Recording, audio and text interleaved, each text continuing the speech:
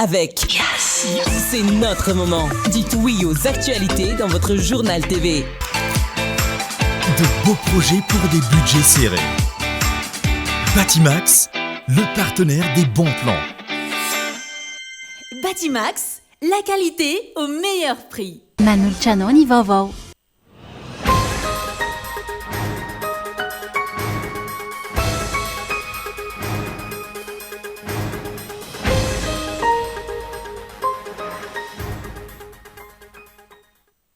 Nangataka ny anitsina ny baiko fanagiazana ny fananany mamy Ravatomango Maurice mpisolo vavazy androany. Ankoatr'izay, nahemitra amin'ny 7 amby 20 novambra ihany koa ny fangatahana famitsorana vonjomaika an'ity mpandraraha ity. Tokony hanoka fanafanadiadiana ny prefeny polisy n'Antananarivo tamin'ireo fanapahan-kevitra noraisiny nandritra ny fotoana ny tantanany io andraikitra io, hoy ny administratera sivily Rabenandrasana Nicolas. Mitobaka ny litsi any amin'ny ilany Antsinanosy amin'izao fisokafany taom-piotazana izao. Nahitana fiakarany hatrany amin'ny 50 isanjato ny vidiny naniena aza ny habeny. Olona 3 no efa voasambotra mpitandro ny filaminana tao Ambatobo eny momba ilay raharaha fakanan-kery ny tovovavy kely 3 taona antsoina hoe Amboara. Anovelany, olona 7 amby 20 farafahakeliny no maty vokatry ny daroka bomba nataon'ny tafika Israeliana natao Gaza. Ny any Cyprien zay.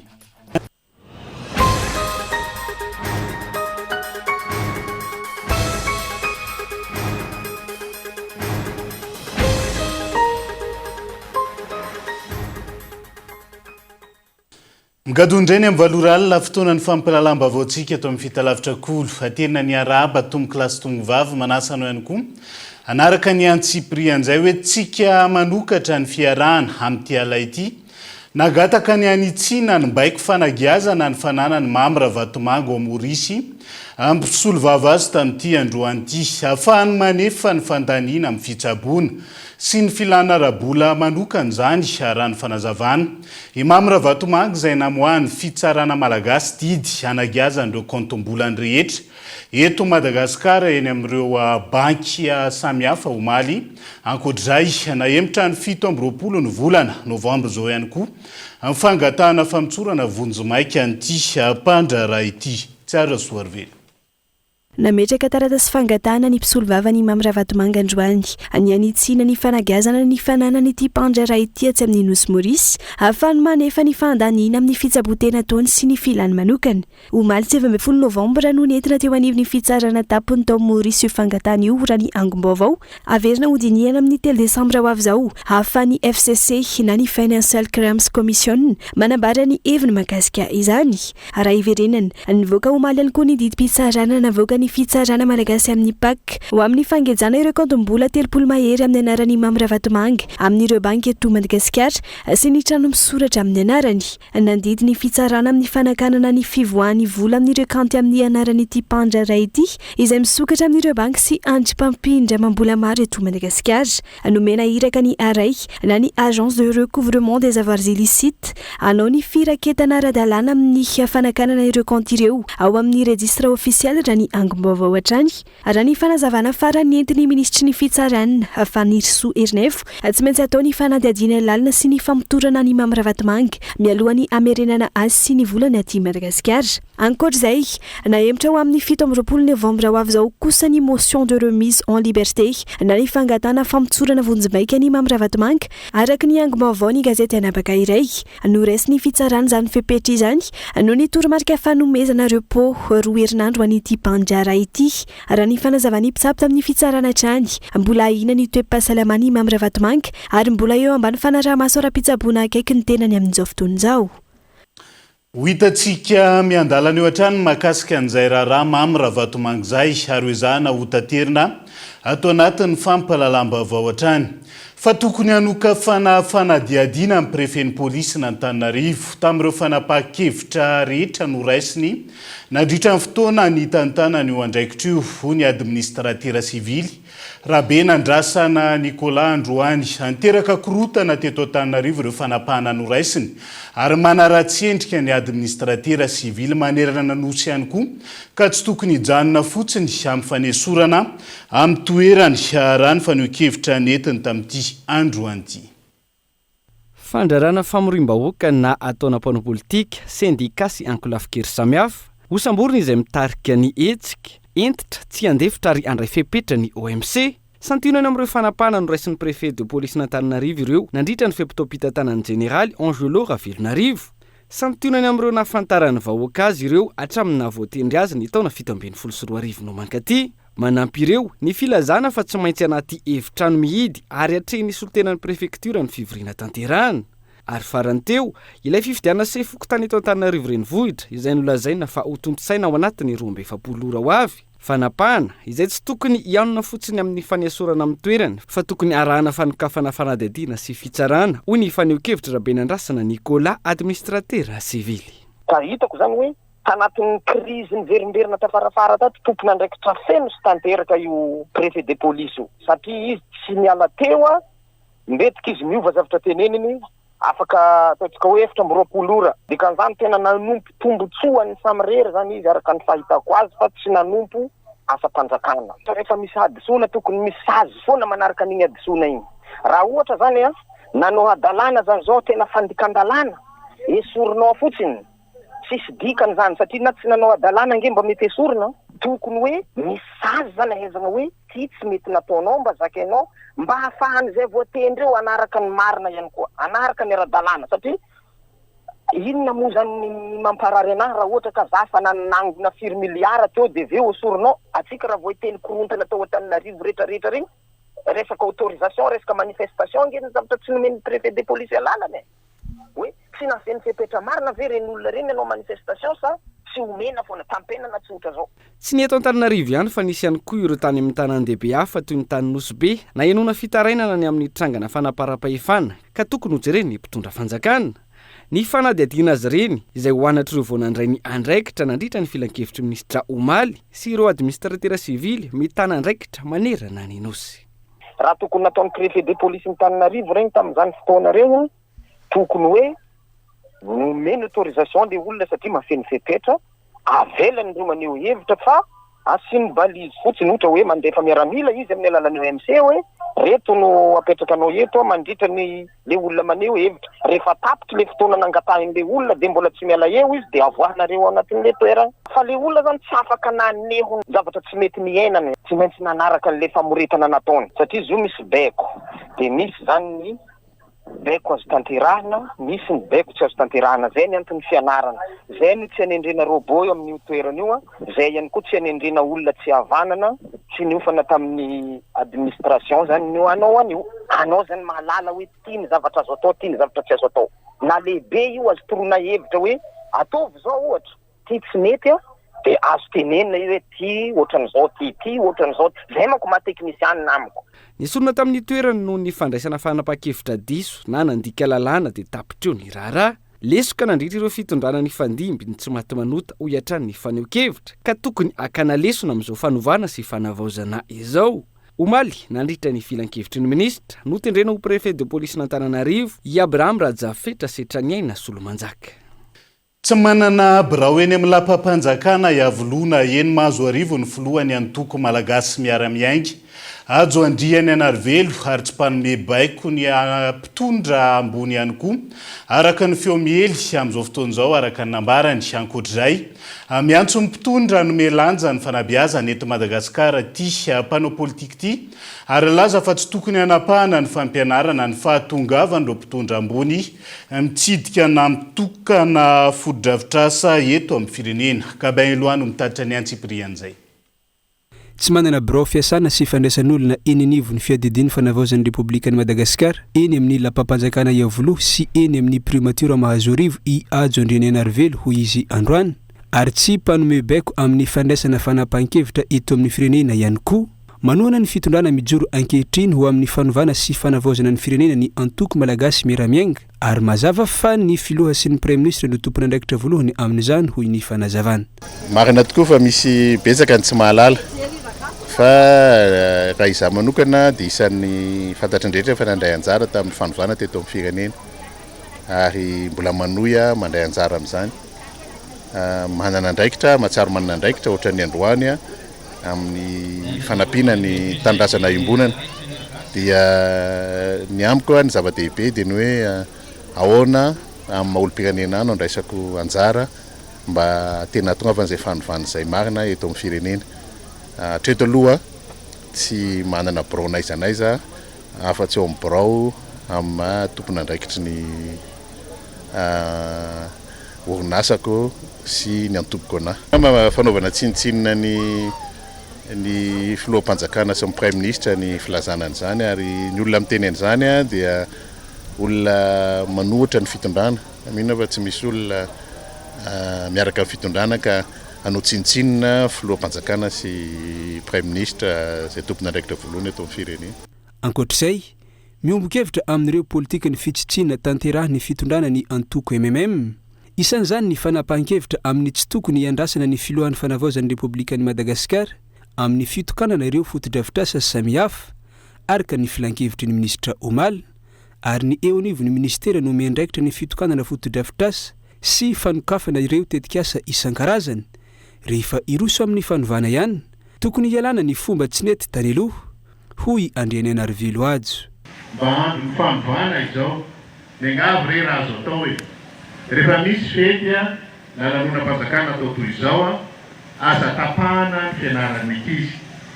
Alao reny ankizy hianatra raha ohatra tiana hanatrika ny ankizy dia ny fety toy izao ataovy amin'ny antso fianarana satria ny fianarana ihany ny voalohan-karena sy azo anapitsika sy ananganatsika firenena rapitso ravakapitso. Ka raha ataontsika ambany zavatra izany fianarana izany dia ho sahirana ity firenena ity, dia ho sahirana ny tanindrazantsika ka dia ambaniangavy raha azo atao mba halamina ohatrak'izay izay mba fanovana tiana atao eto amin'ity firenena ity satria tsy mifitokanana izay tena zava-dehibe amin'ny ara-panjakana fa ny fahareta ny zavatra atao sy mitsonjovana lavidavitra kokoa ny tombotsoa iombonana izay ny tena imatematesantsika. Araka izany, mandiso ireo filazana fa tombo-kevitra amin'ireo fanapahan-kevitra resy ny fitondrana ankehitriny i Adzo Andrianena Arvelo no sokajiny ho fanambaniana ny filohampanjakana sy ny premier ministre ireny fa neo ankevitra ireny. Nambarany ihany koa fa ireo mpanohitra ny fitondrana mijoro amin'izao no miezaka mivoy izany. Mitaky ny ampitomboana ny isan'ny mpampianatra pikaroka ho raisina mpiasam-panjakana eny amin'ny oniversite ny fikambanan'ireo mpampianatra antselika anano vacataire eto Madagasikara izay nanao fanambarana tamin'ity androany ity. Takina ihany koa ny mangarahara iadina amin'ny kolikoly amin'ny fandraisana mpiasam-panjakana ho ny fivondrona ireo mpampianatra pikaroka tamin'ity androany ity. Rina fitiavana no mitatitra ny antsiprian'izay. Mpampianatra antselika na vacataire ny 200 ny mpampianatra eny anivon'ny université, ny 400 amin'izy ireo no mitady ny toerany mpiasam-panjakana, raha toa ka ny 270 tsy mbola manana fifanarahana arakasa amin'ireo sokajy taona 12 ka hatramin'ny 430 taona. Raha ny fantatra, misy 100 ny isan'ny mpampianatra pikaroka ho raisina ho mpiasam-panjakana eny anivon'ny université mpanjakana amin'ny taona 420. Raha ny voalaza ao anaty volavolan-dalàna mifehy ny teti-bolam-panjakana amin'ny taona ho avy io. Eo anatrehan'izay, mangataka ny ampitomboana ny isan'ny mpampianatra pikaroka ho raisina ho mpiasam-panjakana ny fikambanan'ireo mpampianatra vacataire. Raha ny fangatany helo dia raha atao fa ampitomboana folaka io atao ka mba mety 1000 angamba zany mety mba hoe hitahitanay angamba zany hoe 1000 zany 1000 poste budgétaire zany. Zay zany hitako hoe mba samy mahazo daholo zany ny établissement rehetrarehetra. Io ane raha tenentsika hoe io poste budgétaire io anatin'ny isaka établissement io dia ny mpampianatra vacataire anankiray dia mampianatra farafahakeliny mihoatra ny 100 roa isaka établissement. Zany hoe agnatin'ny établissement anankiray zany izy ohatra hoe mampianatra amina faky anankiray izy mampianatra koa eny amin'ny institut mampianatra koa amin'ny école. Misy raha ao amin'ny base de données ao misy anaky 10 aza ary misy mampianatra any Edego misy any Tuileries olona anankiray teletriko zany.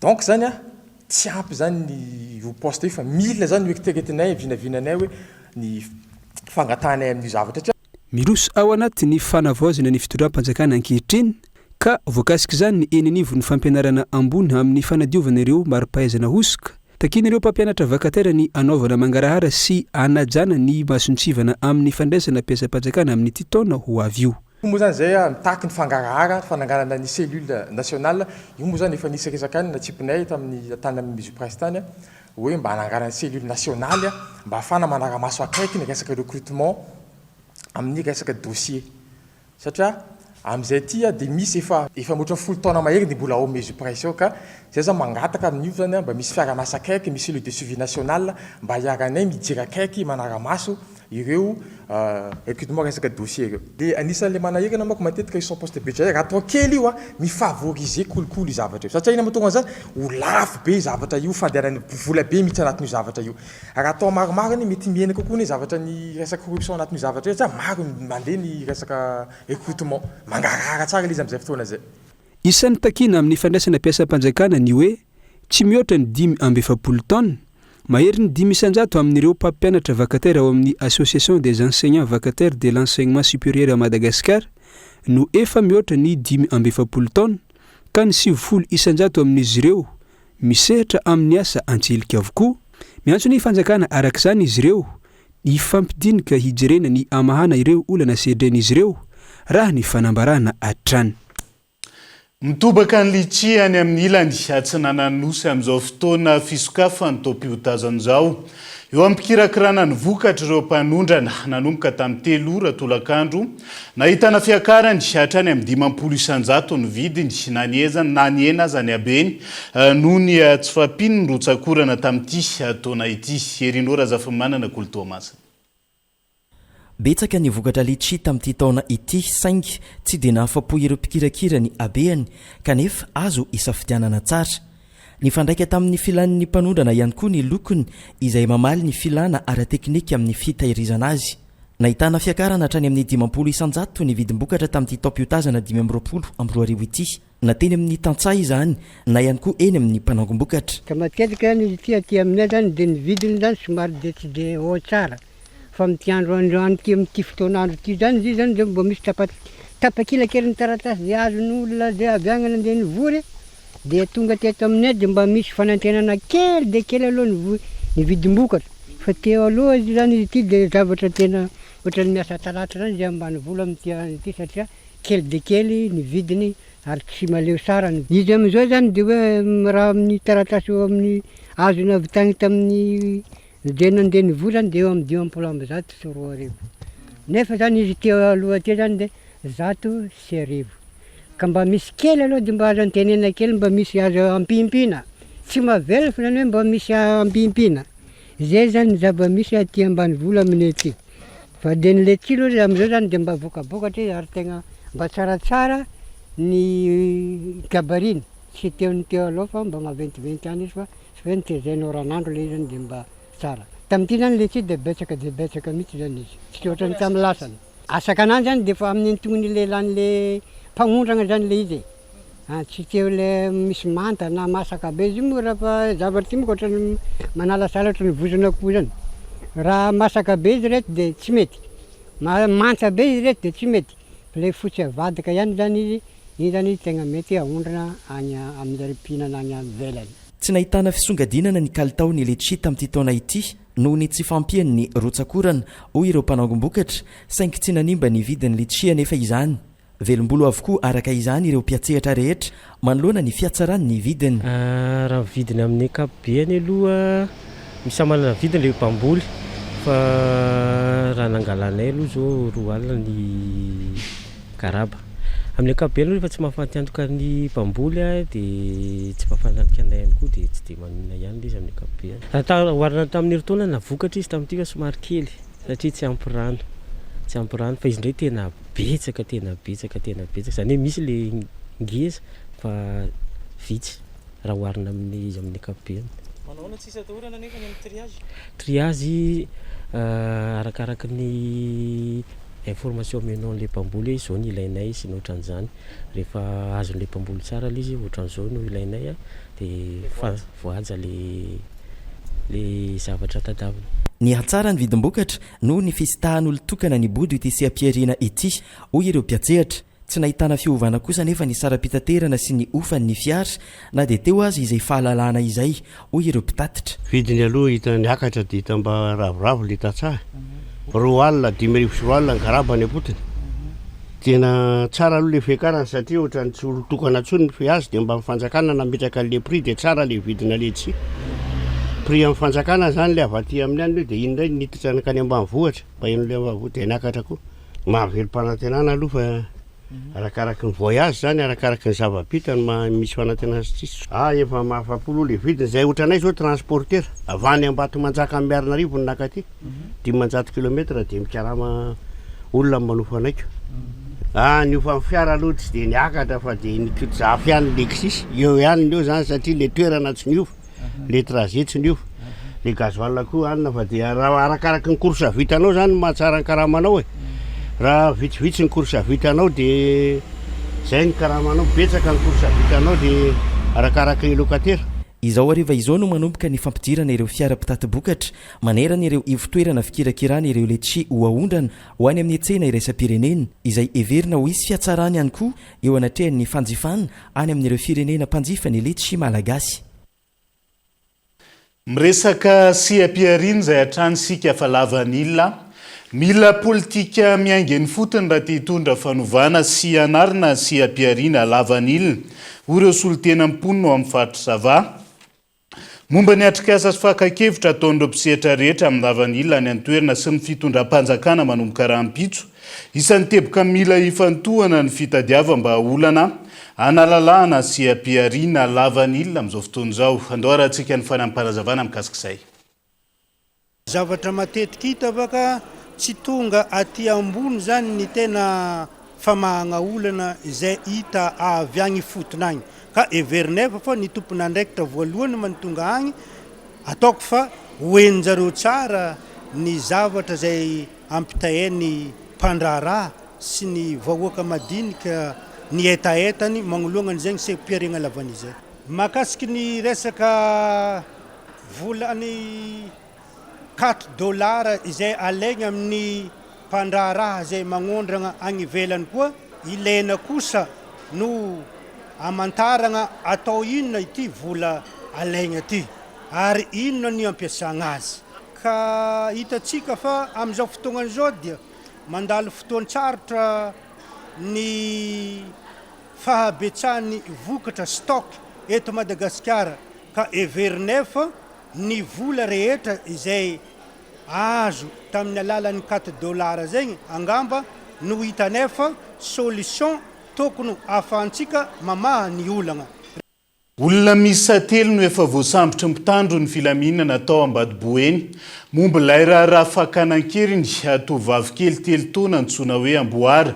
Olona ray tanàna amin'ireo ray aman-dreny ny Ozazo ihany no afantatra fanavan-doza taorian'ny fitsirihana ny finday izy ireo. Anja Robert Kolomanjanga. Ireto olona miisa roa hitantsika amin'ny sary ireto no isan'ny voaroiroy tamin'ilay raharaha fakanan-keriny any Amboarakely. Ilay tovovavy kely telo taona niarany herisetra ary tapatanana sy naratra mafy no nidaroka nahazo azy. Nandritry ny fotoana nahavery ny zaza io tao Ambato Atsimo ao anatin'ny distrikana Ambatoboeny ny 17 Oktobra lasa teo. Raha ny loharanom-baovao dia saron'ny zandary tao anatin'ny finday na ny telefona nampiasainy ireto olona ireto ny message nitakin'izy ireo vola tamin'ny ray aman-dreny Amboarakely tamin'io fotoana io. Raha tsy ahivana moa zany dia toy izao no fisehoany io tsangan-javatra io tamin'ny daty voalaza teo ambony io raha senjana lalao teo tokotanin'ny ray aman-dreny ny zazavavy kely io dia nisy nakakeriny tamin'izay fotoana zay ka tsy hita. Rehefa tsy katsa fa tsy hita moa zany izy dia nanao fikarohana ireo ray aman-dreny sy ny manodidina ka nampilaza tamin'ny mpitandro sy filaminana ary nanao fanambarana ihany koa tamin'ny radio teto an-toerana. Tamin'izay fotoana zay moa zany rehefa nandeha ny fikarohana dia hita ihany io zaza io ka tokony tamin'ny ray ora sasany atoandro no nahitana anazy ka tamin'izany dia tsy katsa fa tena maratsa mafy ny tareny ary nisy tapaka ihany koa ny tanany ankavanana vokatsoratsa mafinahazo azy io a dia voatery nalefa mahajanga izy a nanohy ny fitsaboana any amin'ny talibe Anjova Mahajanga. Toy ihany moa zany fikarohana tamin'izay a ka nisy afatsa ny telefôna izay nalefan'ireo olona voaroiroy a tamin'izay fotoana zay tamin'ireo ray aman-jenin'ireo zaza ka tamin'ny alalan'izay no nanampy bebe koa ny mpitandro filaminana nanao ny fikarohana. Ankehitriny moa zany dia efa azo lazaina fa mihatsara ny fahasalaman'ilay zaza ary efa eo anivony fianakaviany sy ny ray aman-jeniny amin'izao fotoana izao. Araka izany dia miisa 3 ireo olona voaroiroy sy tratran'izy mpitandro ny filaminana tao anatin'ity raharaha fakanan-keliny any Amboarakely tao Ambato Atsimo ity. Efa natolotra tamin'ny fampanoavana avokoa moa izy ireo taorian'ny famotorana izay natao azy. Lafombavao hafa nrohitra nanakandalana sy nandorokodiarandreo ray aman-dren'ny mpianatry ny EPP Ambobao tsy nanaiky ny ametrahana fototry ny lycée aorina ao amin'ny toerana misy ny EPP amin'izao fotoana izao. Laza kilany be ny tanàna fa malalaka ny toerana ahafahana mametraka ny lycée ary tsy hisy fandrodanana ny EPP araka ny feo mandeha amin'izao fotoana izao. Ka eto Andriatsilavo. Androany ny fotoana voatondro ametrahana ny vatovototry ny lycée ho an'ny zanaky ny commune Ambobao Anteroka. Io lycée io izay aorina ao amin'ny faritra misy ny EPP amin'izao fotoana. Teo anatrehan'izany, ny tokona ireo ray aman-dren'ny mpianatry ny EPP nanakandalana sy nandoro pneu tsy nanaiky izany ary nangataka ny ametrahana ny lycée any amin'ny toerakafa.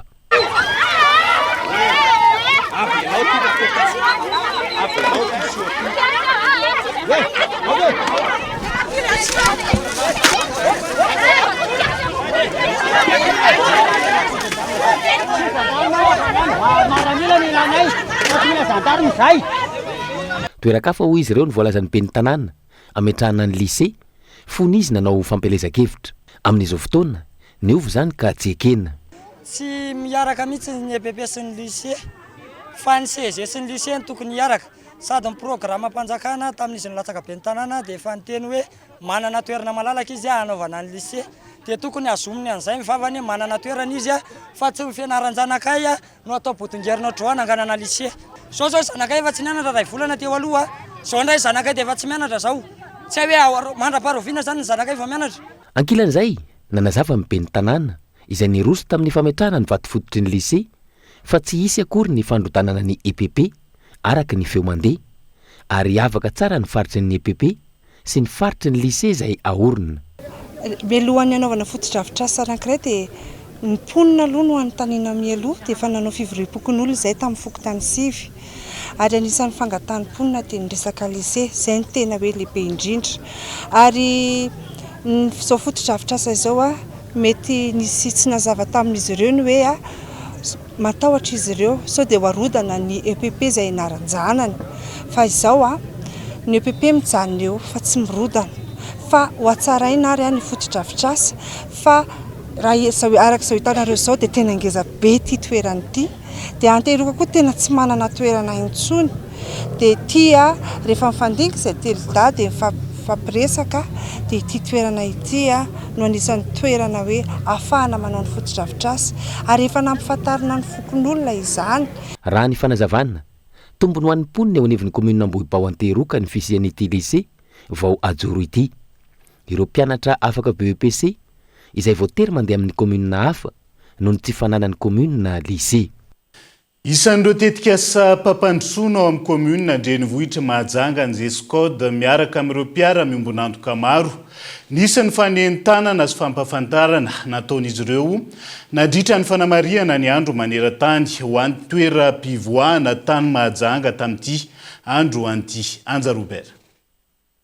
Niompana tamin'ny fampafantarana narahina fanentanana mikasika ny mazava-dehibe ny amin'ny fampiasana kabone sy ny ady amin'ny fanaovana maloto ankalamanjana izay mitondra rivotra maimbo, maloto ary manimba tontolo iainana no nanamariana ny andro maneran-tany ho an'ny kabone teto Mahajanga izay nisy atrikasa mitondra ny lohahevitra fahasalamana sy tontolo iainana no karakarain'ny Jescode niaran'izy ireo tamin'ireo mpiara-miombonantoka maro. Le sujet de l'assainissement, c'est un sujet qui est un impact majeur à la fois sur la santé des gens, sur la santé de la population et aussi sur notre environnement.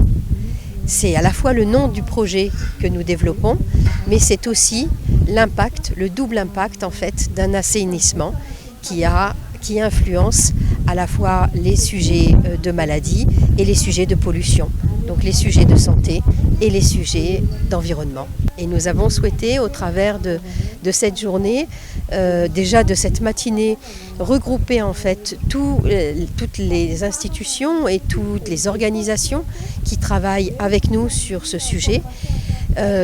Dans toutes les activités que nous développons, puisque la population aussi, bien sûr, doit œuvrer pour une meilleure salubrité de la ville de Majunga. Tao anatin'ny 20 taona no efa niasa teto Mahajanga ny GESCOD ary nitondra fampandrosoana teny anivon'ny fiarahamonina ireo tetikasa maro niarahan'izy ireo tamin'ny commune urbaine ny Mahajanga. Maromaro ny azontsika hoe tetikasa toanana sy azahoana commune Ambonivohitra Mahajanga ny tantsorika resaka fotsiny ny camion efatra teo ny azontsika miantoka ny fanadiovana ny tanànan'ny Mahajanga amin'ny akapobeany zany camion zany.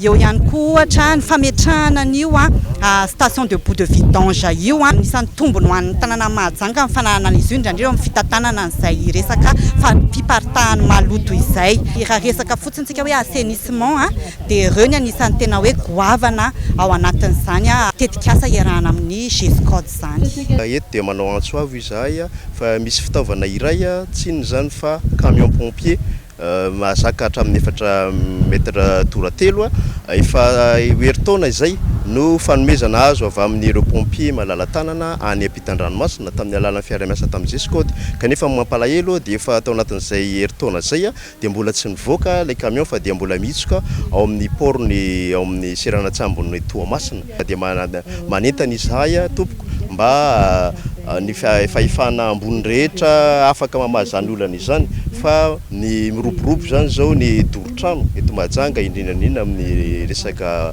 famonjena voina. Ny AFD na ny Agence Française de Développement no mpamatsy vola ny GESCOD amin'izao tetikasa santé et environnement izay ataon'izao ka olona misa enina no manodina ny orinasa. Tetikasa izay miompana tanteraka amin'ny kasika ny tontolo ny fitantanana ny fako, ny fahasalamana ary ny fiarovana ny famonjena olona na ny protection civile. Izay ihany koa no entsika amin'ny CDV teo anaty doka fohy aza misaraka amin'ny ary.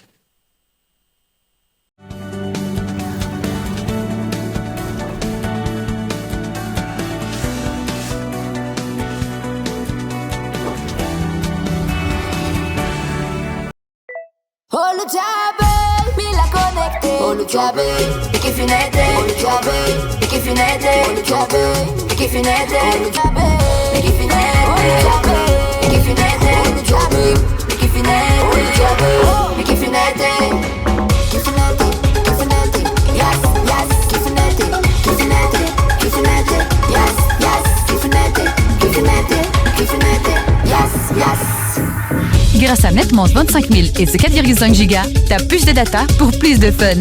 4,5 Go de net à utiliser à tout moment, quand tu veux, où tu veux. Et c'est toujours à 25 000 arrière seulement. Tape vite le dièse 322, étoile vite, dièse. Pour une carrosserie parfaite, optez pour El Mondes, la marque professionnelle de peinture automobile. Le mastic corrige les imperfections, la peinture garantit une tenue durable. Le vernis illumine et démarque votre voiture. Certifié et disponible auprès de vos points de vente habituels, El Mondes assure un résultat exceptionnel. Faites confiance à El Mondes.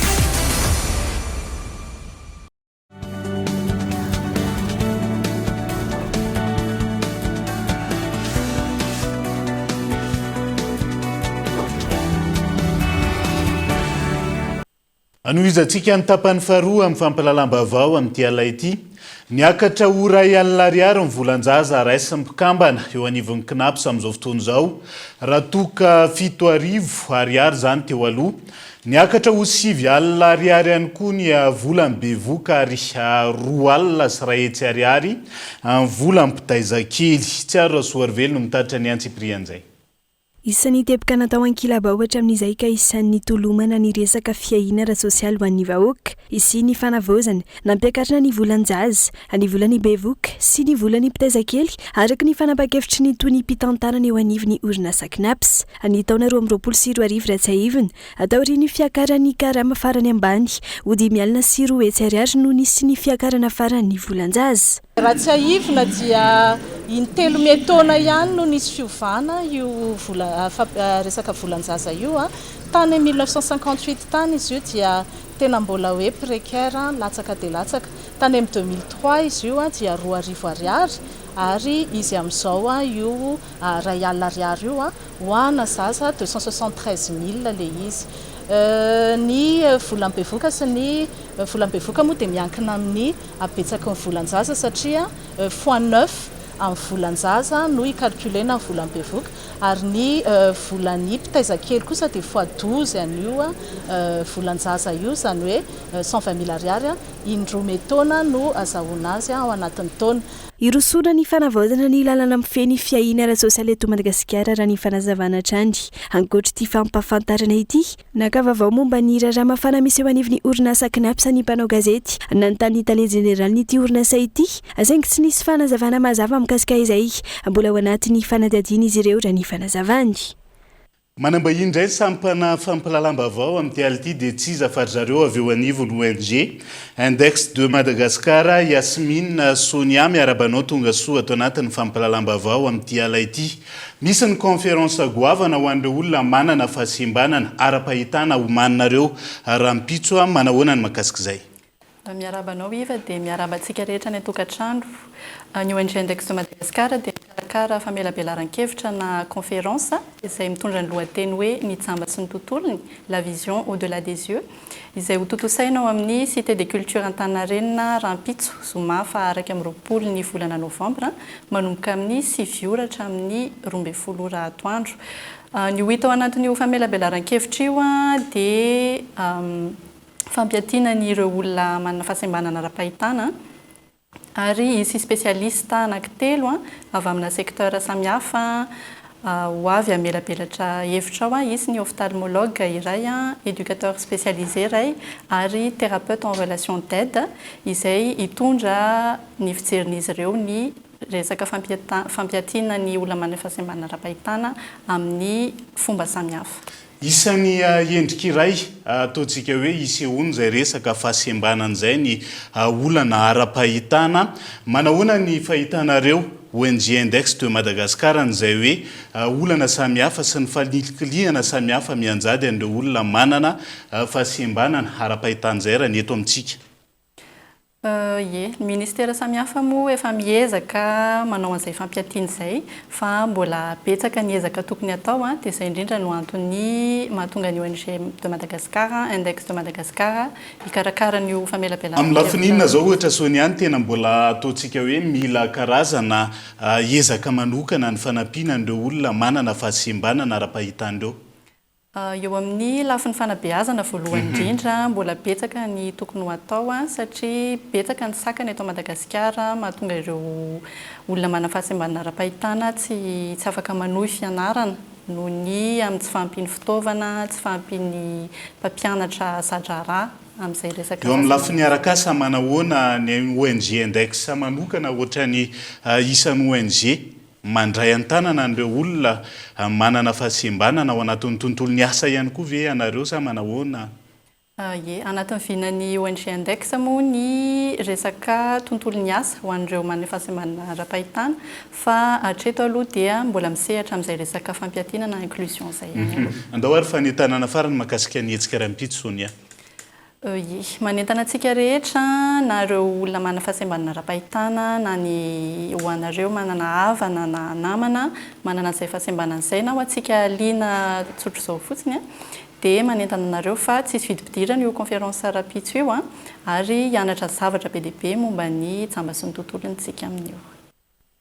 Angastrany Yasmine Sonia avy eo anivon'ny ONG Index de Madagascar atao anatin'izay fanampanazavana mikasika an'izay conférence raha mpitso izay. Fananao fitsidiana tampoka atao amin'ny CSU JRA. Ministra ny fahasalamam-bahoaka tamin'ity androan'ity anjero sampandrara maro toy ny service oncologie pédiatrique, ny imagerie médicale, laboratoire ary ny sampana vonjyaina ny tenany. Ilaina ny fanatanterahana ny asa lavitry ny kolikoly, mitony ezaka fanatsarana ny fandraisana sy ny fitsaboana ary ny fampitaovana ny hopitalim-panjakana ho izy nampita hafatra tamin'ireo mpiara-miasa nandritrizay fijidiana tampoka teny any toeran'izay.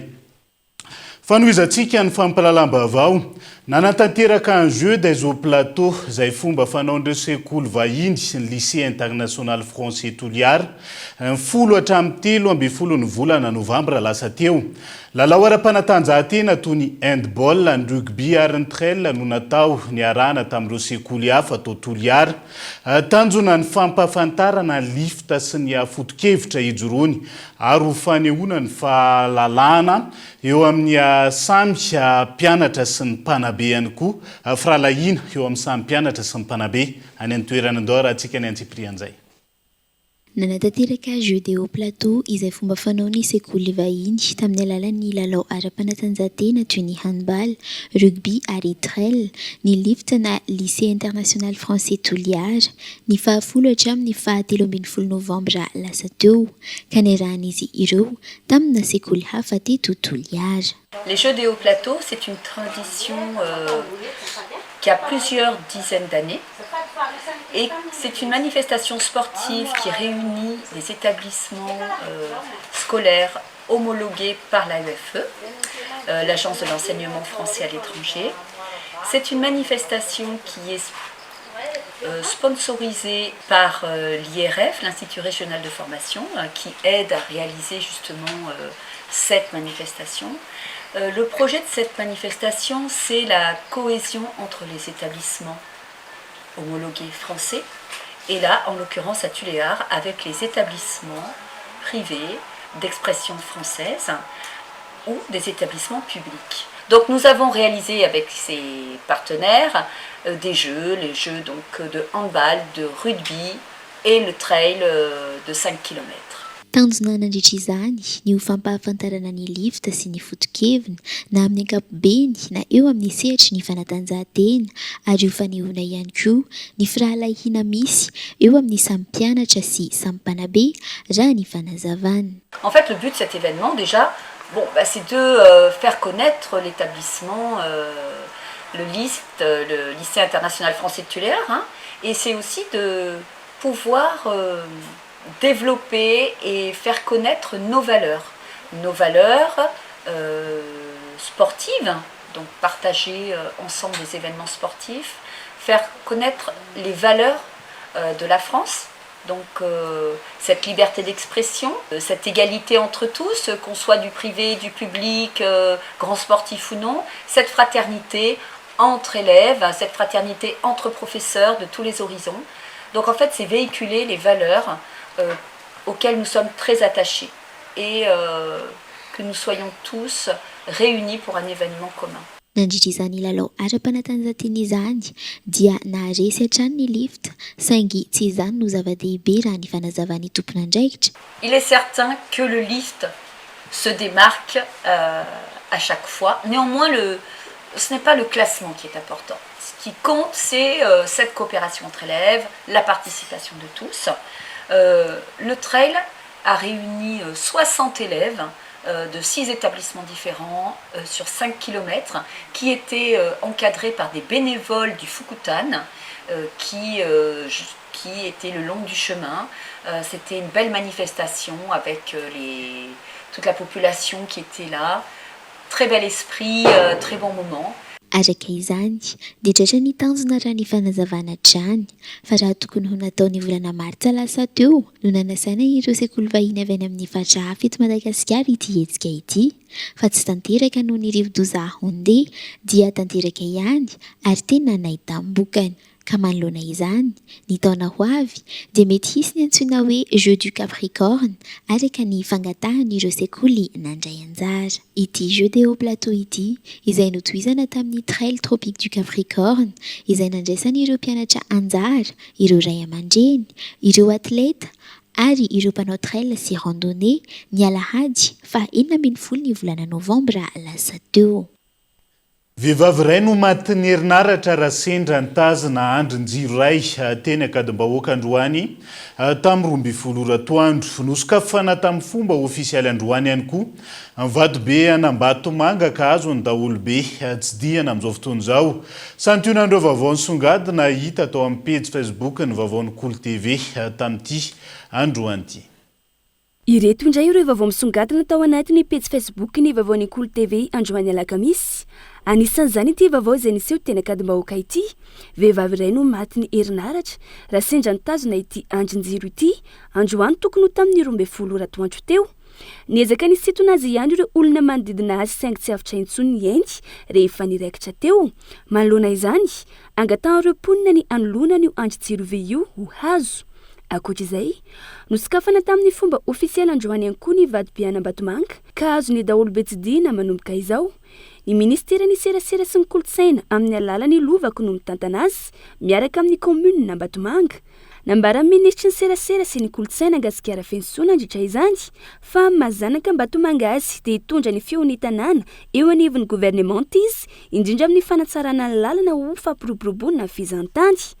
Manaraka izay, toy ny Rara Mamy Ravatomanga, nanao fangatana i Midjoy Hibehari Psolvavy sy Arsha Goban solitena ny Mamy Ravatomanga ny anitsiana ny fanagiazana ny fanana an'ity mpandraraha ity ahafahany manefa ny fandaniana amin'ny fitsabotena ataony sy ny filana manokana. Omaly fa 7 ny volana novambra 2024 moa no nentina tena ny fitsarana tapony tao Maurice io fangatahana io, saingy averina hodinina indray amin'ny 7 ny volana desambra 2024 ho avy izao.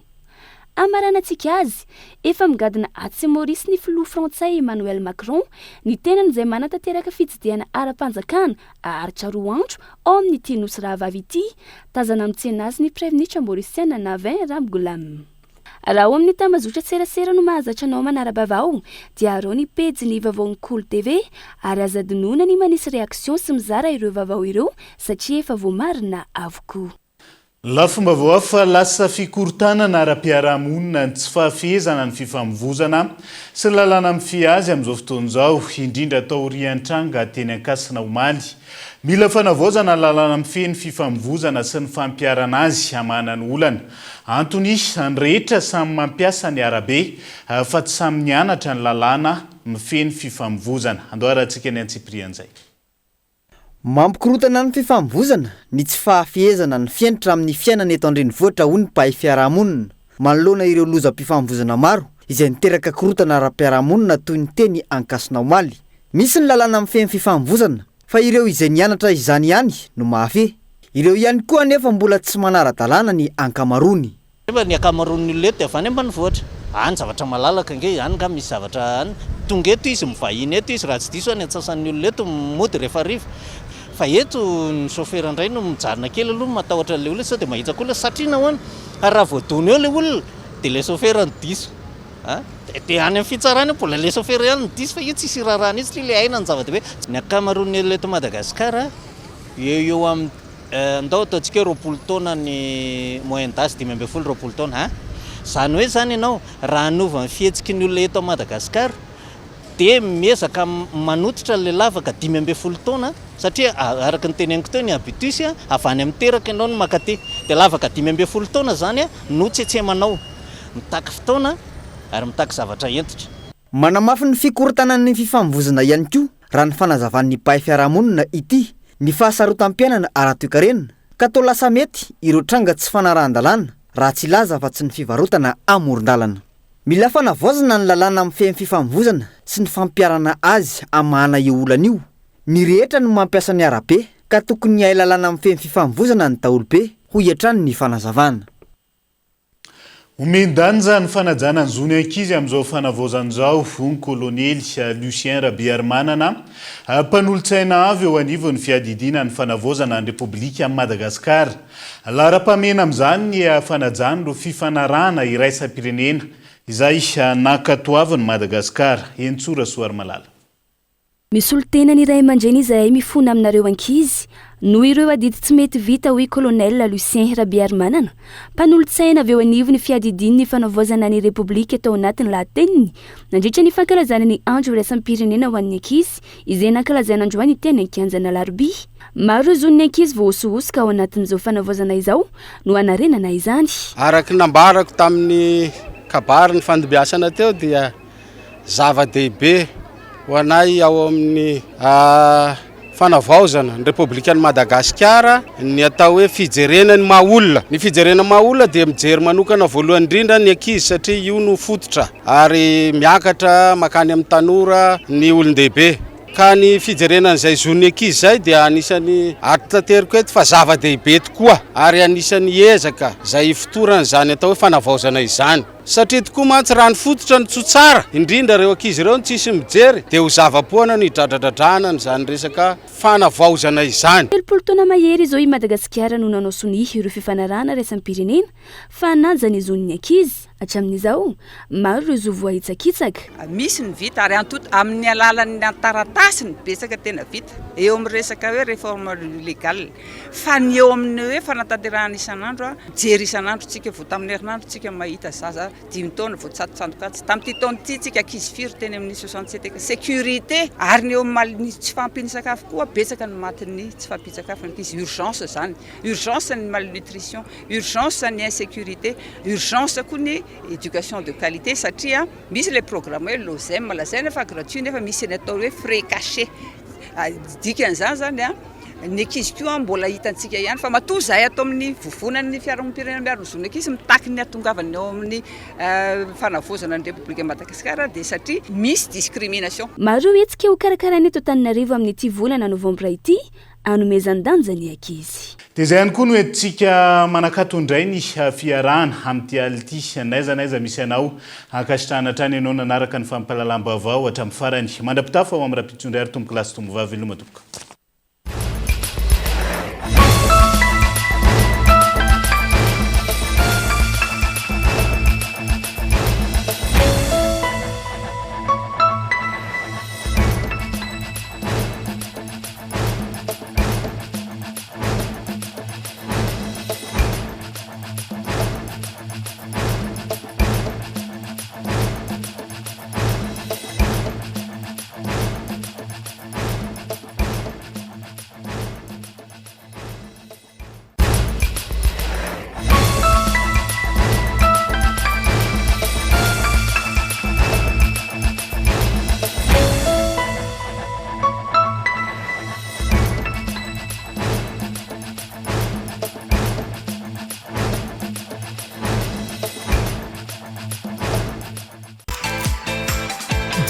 Projet pour des budgets serrés. Batimax, le partenaire des bons plans. Batimax, la qualité au meilleur prix. Avec Yes, c'est notre moment. Dites oui aux actualités dans votre journal TV.